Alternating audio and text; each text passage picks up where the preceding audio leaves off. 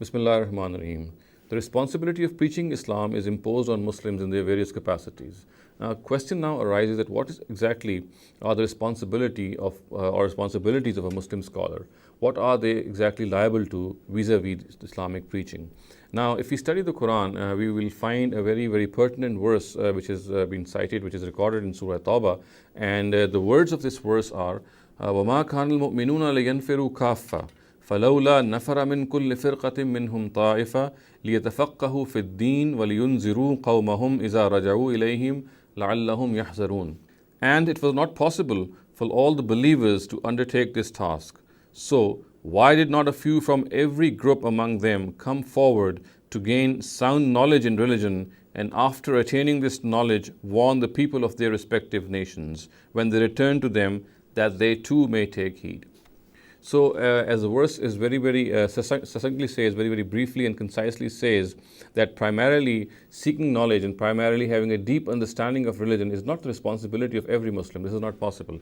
Only a few people can undertake this task. People who have the aptitude and ability to do it should come forward and gain sound knowledge in religion. The words of the Quran are tafaqquh fi din, liyatafaqahu fi din. They should have a deep understanding. They should try to gain a very deep understanding of the religion they're going to teach to others. And then what the verse says is, what they have to do once they return to their people is وَلِيُنْزِرُوا قَوْمَهُم. They have to warn their people. Now this inzar, as the term goes, the Quranic term, it means that they have to warn people of the hereafter, of the fact that one day the Almighty is going to take account of all their deeds. So therefore they have to follow the commands of God. They have to follow the directives of God. And if they do not, then of course they will be punished by the Almighty. So the primary responsibility of the scholars of Islam, it has to be understood, is that they have to warn people of this hereafter, of this accountability in the hereafter that's going to take place.